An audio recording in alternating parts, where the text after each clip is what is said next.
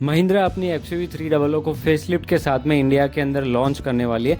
लेकिन वो चीज़ एक साइड पर रखते हैं, सबसे पहले बात करते हैं कि अगर आप कंज्यूमर के पॉइंट ऑफ व्यू से देखो या फिर आप ऐसा मतलब देखो कि आप खरीदने जा रहे हो गाड़ी आज की डेट पे, आपको सब 4 मीटर की कॉम्पैक्ट एसयूवी चाहिए और आप स्टक को इन दी डिसीजन मेकिंग जो भी मतलब प्रोसेस होती है उसके अंदर just because of the 300 facelift, क्योंकि आपको नहीं पता है गाड़ी कब आएगी और आप कन्फ्यूजन में इसीलिए हो क्योंकि आप एक मौका देना चाहते हो अपने आप को 300 फेसलिफ्ट को डिस्कवर करने का।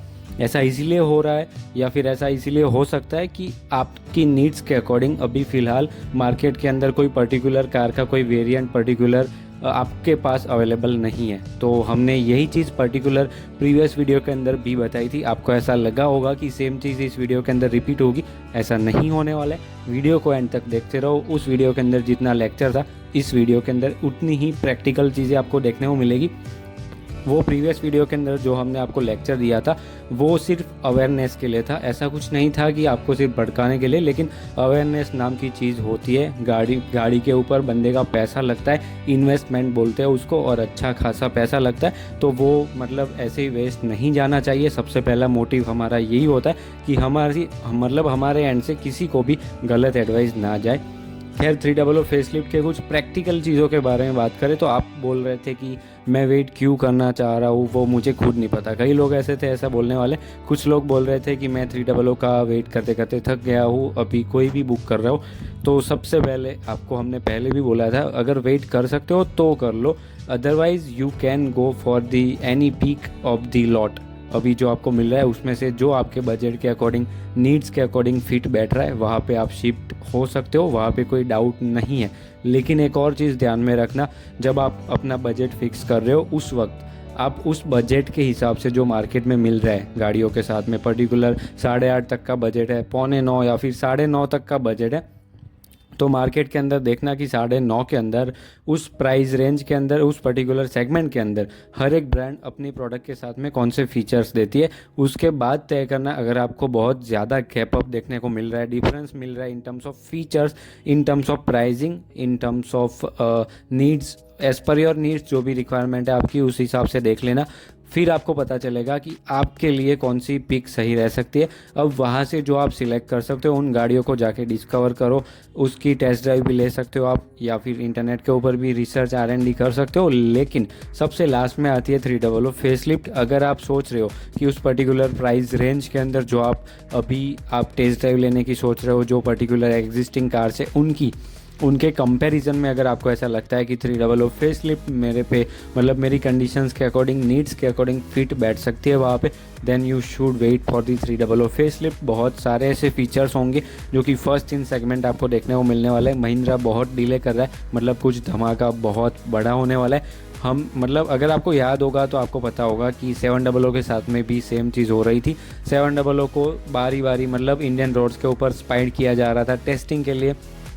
कुछ ऐसे भी इंसिडेंट हमने देखे थे जहाँ पे 700 टेस्टिंग मॉड्यूल के अंदर जो थी उसी के एक्सीडेंट हो रहे थे, या फिर मतलब छोटे मोटे एक्सीडेंट के दौरान भी पाई गई थी। लोग उस वक्त बहुत ज़्यादा ट्रोलिंग कर रहे थे कि महिंद्रा 700 अपनी जो भी अपकमिंग एसयूवी है उसको लॉन्च नहीं कर रही, मतलब उन लोगों के पास अभी कोई कंफर्मेशन ही नहीं है प्रोडक्ट के ऊपर, ये वो मतलब बहुत ट्रोलिंग चल रही थी। लेकिन जब 700 लॉन्च हुई उस वक्त लिटरली मतलब पूरा सेगमेंट वहाँ पे MG हेक्टर ले लो या फिर टाटा हैरियर उस वक्त शायद थी, और सफारी मतलब हैरियर तो थी ही लेकिन सफारी भी शायद उस वक्त थी, मौजूद थी सेगमेंट के अंदर। तो लिटरली मचा के रख दी थी महिंद्रा ने। मैं मतलब हमारी ओर से तो आपको यही सजेशन है कि इस बारी भी मोस्ट प्रोबेबिलिटी है ऐसी चीज़ रिपीट होने की, क्योंकि 300 को अभी ऐसे टाइम पे मतलब अभी जो 300 चल रही है वो नो डाउट ड्राइविंग डायनामिक्स के अंदर बहुत ही ज़बरदस्त है।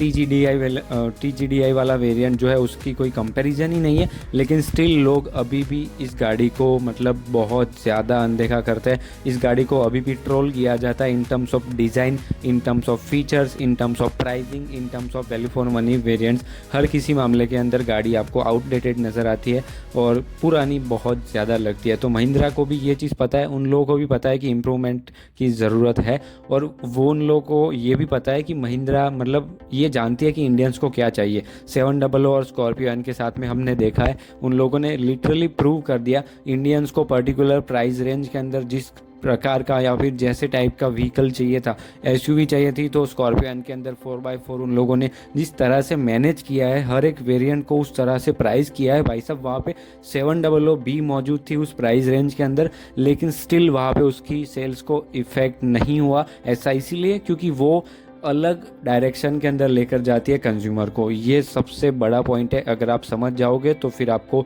300 के सारे रास्ते, सारे आपके कन्फ्यूजन्स होंगे वो आपको क्लियर हो जाएंगे। लेकिन मैं ऐसा इसीलिए बोल रहा हूँ क्योंकि 700 भी मान लो 19 लाख को कोई भी वेरिएंट मिलता है, स्कॉर्पियो एन का भी पर्टिकुलर वेरिएंट मिल जाता है। अभी कोई भी कंज्यूमर आमतौर पे सोचेगा कि मुझे 700 लेनी है क्योंकि उसके अंदर फीचर्स ज़्यादा है।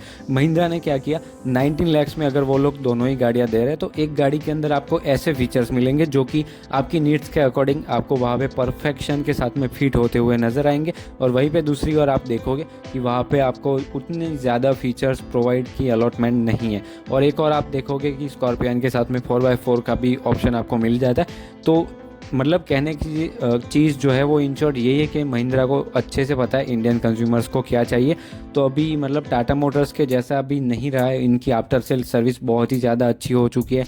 टेक्नोलॉजी वाइज ये लोग बहुत आगे बढ़ रहे हैं। इंजन ऑप्शन के मामले में बात कर लो, इंजन की रिलायबिलिटी की बात कर लो, बहुत ही अच्छी प्रोग्रेस है। और टाटा मोटर्स की नो डाउट, मैं कोई ट्रोलिंग वगैरह नहीं कर रहा, टाटा और महिंद्रा सबसे ऊपर रहने चाहिए, ये हम हर इंडियंस ये चाहते हैं। लेकिन स्टिल जो फैक्ट है उसको एक्सेप्ट करना पड़ेगा। मारुति सुजुकी कोई भी बिल्ड क्वालिटी के अंदर कोई मतलब ऐसे कोई भी चीज़ अच्छी प्रोवाइड नहीं करती, ये फैक्ट है, हर कोई मानना पड़ेगा। तो ये चीज़ भी ऐसी है, टाटा मोटर्स के जितनी भी आफ्टर सेल सर्विस के अंदर महिंद्रा बदनाम नहीं है, और ये फैक्ट है। जो भी अपने पॉइंट ऑफ व्यूज़ है, अपने मतलब कमेंट सेक्शन पूरा आपके लिए खुला पड़ा है, वहाँ पे अपने पॉइंट ऑफ व्यूज़ को आप शेयर कर सकते हो। बाकी फ़िलहाल हमारी ओर से इतनी रिकमेंडेशन थी आपके लिए कि वेट करो, परखो, गाड़ी को डिस्कवर करो, अच्छे से मतलब रिलैक्स होकर आराम से टाइम लेके डिसीजन लो कि आपके लिए क्या सही है और क्या नहीं है। जल्दबाजी में गाड़ी बुक करोगे, कोटेशन लोगे, प्राइस मतलब मनी पे करोगे और गाड़ी उठा लोगे, ये चीज़ कोई मतलब ऐसे सोच से बिना गाड़ी नहीं खरीदनी चाहिए। गाड़ी ऐसी चीज़ होती है जो एक बारी खरीदने के बाद हर रोज़ आप उसको देखने के बाद ये सोचो कि ये मेरा सबसे अच्छा डिसीजन है।